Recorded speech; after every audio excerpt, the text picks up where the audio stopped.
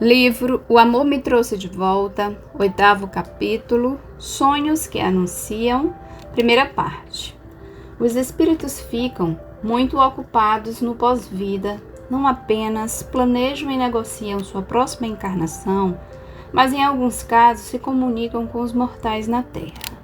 Enviam mensagens para seus entes queridos, para lhes garantir que estão vivos e bem no mundo espiritual. E mesmo antes de reencarnar, podem mandar um aviso para a família escolhida. Estou chegando. Preparem-se para mim. Ainda mais se esse espírito optou por retornar para a mesma família que deixou. Essa comunicação com o mundo espiritual tende a ser mais frequente logo após a morte e logo antes da concepção e do nascimento.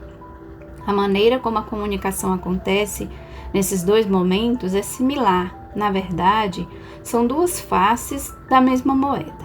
Os espíritos podem se fazer conhecer por nós através de visões, sons, vozes e até mesmo cheiros ou toques. Porém, o canal mais utilizado para essa comunicação são os sonhos que anunciam que predominam na comunicação antes do nascimento e são comuns nos casos de retorno familiar. A comunicação pré-nascimento e pós-morte pode ser comparada às mensagens de rádio enviadas por um navio em alto mar. À medida que ele vai se afastando, continua mantendo contato com o porto até alcançar o limite dos sinais, quando as mensagens vão se tornando cada vez mais indistintas, até cessarem completamente. Quando o navio começa a se aproximar da costa, as mensagens recomeçam e vão se tornando mais audíveis. Da mesma maneira, um espírito que acabou de partir envia mensagens de amor e preocupação aos parentes que ficaram na Terra. Depois de algum tempo, porém, essa comunicação se torna menos frequente. Talvez a necessidade de o espírito entrar em contato com seus entes queridos vá diminuindo à medida que ele evolui no mundo espiritual e abandona os vínculos e as preocupações da vida anterior. Mas quando se prepara para voltar num novo corpo, recomeça a enviar mensagens para a nova família, num lugar distante ou para aqueles que deixou em porto. Em casos excepcionais, o espírito nunca se aventura muito longe da costa e fica em contato com a família durante todo o tempo que decorre entre a morte e o renascimento. A comunicação pré-nascimento é uma parte importante da reencarnação familiar. É verdade que ela também pode ocorrer antes da chegada de um espírito que não pertencia à família. No entanto, é mais significativa e mais notável nos casos de reencarnação familiar, porque os parentes são capazes de reconhecer os sinais associados àquele espírito em particular. Se você aceitar a possibilidade de comunicação de um espírito e aprender as diferentes formas que ele utiliza para isso, estará preparado para reconhecer os sinais quando eles surgirem. Irá se abrir para receber mensagens enviadas com amor no mundo espiritual, principalmente aquelas que anunciam uma alegre reunião com uma pessoa a quem você amou antes que a morte a levasse. Saindo do porto. Um número surpreendente de pessoas experimentou a comunicação direta com entes queridos que morreram, e nas 2 últimas décadas começou-se a falar abertamente sobre isso. Por esse motivo, a comunicação pós-morte é agora mais bem conhecida e documentada do que a comunicação pré-nascimento. Como a maneira de se comunicar é essencial, a mesma nos 2 casos, podemos primeiro analisar as formas mais familiares de comunicação pós-morte para saber o que procurar quando os espíritos avisam seu retorno iminente. É comum que os parentes vejam seus entes queridos que morreram, ouçam suas vozes e sintam sua presença. Essa comunicação é esporádica e geralmente sutil.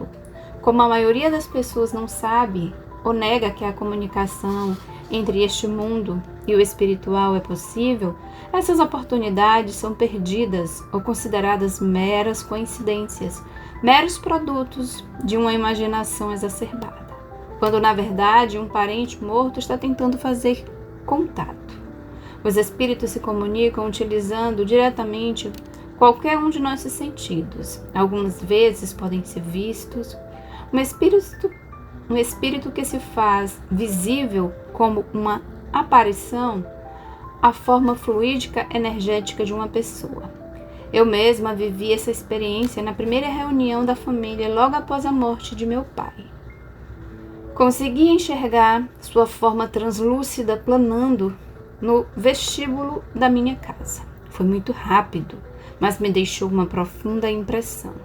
Um espírito também pode fazer sua presença ser percebida através do olfato, um odor ou um perfume que associamos ao morto, o cheiro de rosas, de fumo, de cachimbo, da colônia favorita, por exemplo, de repente se materializa quando não existe outra possível fonte que o justifique. Um aroma inexplicável imediatamente nos faz sentir que o morto está presente. Essa associação singular é a maneira que ele encontrou para dizer: estou aqui com você. A audição é um outro canal utilizado nessa comunicação. Pode-se escutar o morto falar como se fosse uma voz de fora da cabeça, ou ouvir mensagens telepáticas no interior da mente. Qualquer uma dessas experiências sensoriais pode ser acompanhada de sensações palpáveis, arrepios, ondas de calor, aumento de energias que correm pelo corpo. Algumas vezes, um espírito se faz notar através de um toque reconfortante no rosto, um tapinha no ombro ou um grande abraço. O telefone de brinquedo cor-de-rosa.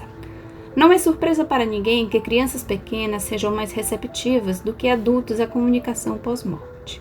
Acho que isso acontece porque elas retornaram há pouco tempo do mundo espiritual. As crianças ainda não foram treinadas ou condicionadas para não acreditar naquilo que sua percepção sinaliza. Por isso, ver e conversar com os avós, pais ou irmãos que já morreram é para eles uma situação comum. Tais conversas não são aquelas monólogas associadas a brincadeiras imaginárias, mas diálogos com pausas apropriadas em que as crianças demonstram estar ouvindo com atenção. Algumas vezes elas transmitem mensagens específicas que causam perplexidade nos adultos porque contêm informações ou detalhes precisos sobre a pessoa morta, das quais a criança não teria conhecimento. Lauren é um exemplo extraordinário disso. Ela dialogava com o irmão mais velho depois que ele morreu. Nadine, a mãe, descreve o que viu. Alguns meses depois que Roger, meu enteado de 16 anos, morreu num acidente de automóvel, Lauren, de 2 anos, começou a falar com ele em seu telefone de brinquedo cor-de-rosa. Essas frequentes conversas eram longas, animadas, repletas de boas risadas. Achamos estranhas porque a pequena Lauren fazia pausas em todos os pontos da conversa em que elas seriam apropriadas, como se estivesse de fato ouvindo alguém falar. Nem mesmo crianças mais velhas que brincam de falar ao telefone sabem fazer tais pausas. Eu sempre perguntava: com quem você está conversando hoje? E ela sempre respondia: com Roger, ele me telefonou. Isso acontecia com tanta frequência que não dávamos muita importância. Então, uma noite, durante o jantar, Lauren anunciou: sabe de uma coisa? O Roger disse que vai voltar logo. Eu não queria decepcioná-la, mas senti que precisava ser honesta. Por isso eu expliquei: não, querida, Roger não vai voltar, porque ele morreu. Ele está lá no céu. Lauren insistiu: mas eu conversei com ele e ele me disse que vai voltar, e vai voltar logo. Resolvi não dizer mais nada, imaginando que ela ainda era pequena demais para entender o que é a morte. Alguns dias depois, estávamos fazendo compras e Lauren me puxou para ver as roupas infantis. Tentei levá-la para outro lugar, explicando que aquelas eram roupas para meninos e não para meninas. Mas Lauren disse: nós temos que comprar umas roupinhas para o Roger, ele vai voltar. Mais uma vez fiquei surpresa diante daquela insistência. Ela tinha certeza de que Roger ia voltar e queria que eu estivesse pronta. Esqueci esses incidentes até alguns anos depois que Donald nasceu e começou a dizer coisas incríveis.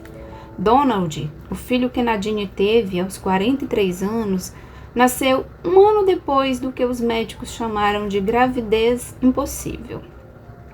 À medida que foi ficando mais velho, ele fez dezenas de afirmações surpreendentes sobre o acidente de automóvel, as mudanças da casa desde a morte de Roger e os acontecimentos de quando Roger ainda estava vivo, o que provou para todos os que tinham familiaridade com o caso que Donald era Roger renascido. Pensando no que acontecera antes, Nadine se convenceu de que as conversas com Lauren, com o irmão morto através do telefone de brinquedo, eram reais e que ele havia mesmo informado que voltaria em breve. Nadine me enviou uma fotografia tirada no Natal anterior à morte de Roger.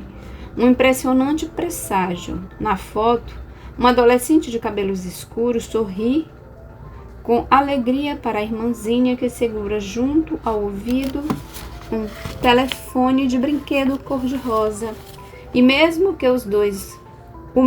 que os dois usaram mais tarde para se comunicar depois da morte do rapaz. Te vejo nos meus sonhos. Embora os espíritos utilizem uma grande variedade de maneiras de se comunicar com os vivos, os sonhos aparecem como a forma mais direta dessa comunicação. Eles são um ponto de encontro entre os dois mundos. Os pesquisadores Joel Martin e Patrícia Romatifotti afirmam em seu livro Love, Amor Além da Vida, que a mais profunda e duradoura comunicação ocorre quando sonhamos. Acreditam que isso acontece porque no estado de sonho pode ser mais fácil para o espírito entrar em contato com os vivos. Enquanto dormimos, nossos filtros racionais não estão funcionando e nossas mentes ficam mais flexíveis e receptivas a experiências em comum.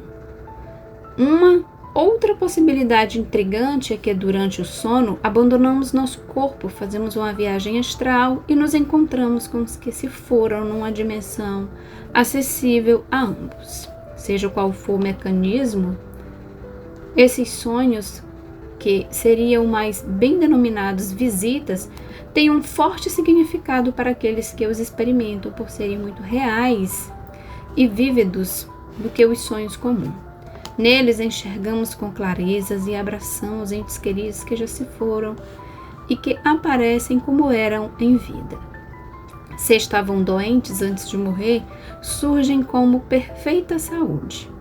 Quando acordamos de um desses vigorosos encontros, sentimos que realmente visitamos as pessoas queridas, ao contrário do que acontece com os sonhos comuns. Essa impressão se fixa na memória e fica conosco por muito tempo. Como os sonhos tendem a demorar mais do que outras formas de comunicação dos espíritos, eles oferecem a oportunidade de mensagens prolongadas e significativas. A comunicação nessas visitas geralmente é telepática, passando de uma mente para outra sem que se diga uma única palavra. Mesmo quando as mensagens são simbólicas, quase nunca necessitam de análise, como acontece nos sonhos comuns. Algumas vezes são apenas mensagens de conforto e confiança, em outras prevêem acontecimentos futuros, fornecem soluções de problemas ou respostas para várias questões. A comunicação pós-morte é mais do comum nos dias e nas semanas que se seguem após a morte e se repete por vários anos dali em diante até ser interrompida, mas nem sempre. Não existem regras. Depois de muitos anos de silêncio, o morto pode recomeçar o contato sem que haja um motivo aparente ou porque há alguma dificuldade ou perigo. Ele pode aparecer em momentos de crise e transmitir algum aviso, instruções ou a certeza de que tudo vai acabar bem. Voltando ao porto. A maioria das pessoas jamais ouviu falar em comunicação pré-nascimento ou em sonhos que anunciam. Até pouco tempo, ninguém havia tentado documentar ou pesquisar esse fenômeno. E sendo uma experiência extremamente pessoal, é quase impossível para uma outra pessoa verificá-la. Raramente o assunto é discutido em público. Mães e pais que viveram tal situação sabem que ela é verdadeira, mas preferem guardar a história para si mesmo ou no máximo contá-las em reuniões informais como curiosidade. As comunicações pré-nascimento ou pós-morte são similares no que se refere à sutileza e ao uso dos 5 sentidos como canal, mas o objetivo da primeira é diferente. O espírito que está por vir sinaliza sua intenção de nascer numa determinada família em comunicação. Pode ocorrer antes da concepção, a qualquer momento durante a gravidez ou imediatamente antes e depois do nascimento. As almas revelam que estão chegando para a futura mamãe ou para outro membro da família em sonhos que anunciam visões ou mensagens e que também podem fornecer informações que ajudam os pais a identificar quem está vindo para se tornar seu filho ou filha.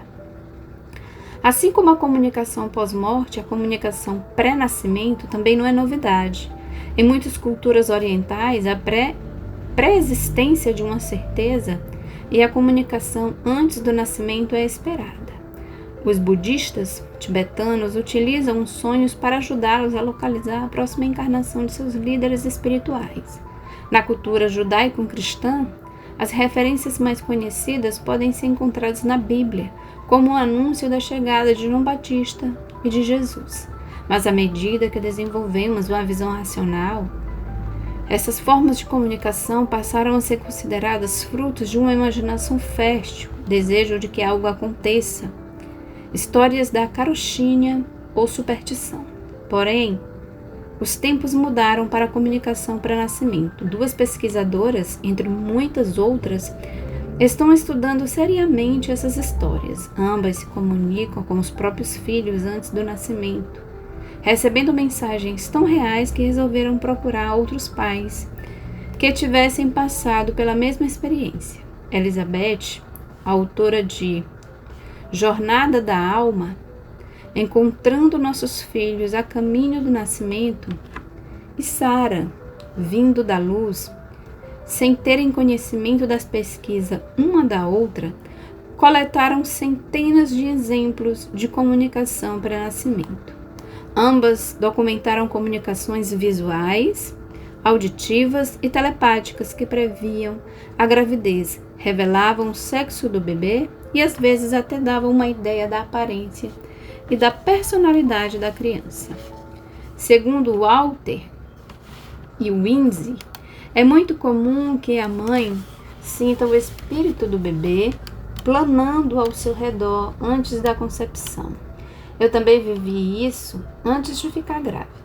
As mulheres relataram a sensação de serem seguidas pela presença do espírito de um bebê querendo entrar em seu útero. Um fato interessante a ser notado em que o conceito de espírito que segue as futuras mamães é condizente com os relatos de crianças pequenas que dizem se lembrar de planar ao redor delas. Os espíritos às vezes aparecem sob a forma de crianças em visões fugazes quando a mãe está acordada. É difícil saber quantas dessas visões são reais ou apenas projeções da imaginação materna. Mas, de acordo com os pesquisadores, existem casos suficientes nos quais as visões foram tão precisas a ponto de corresponder à aparência da criança depois do nascimento, que os pais se convenceram de que realmente haviam tido uma visão de seus filhos.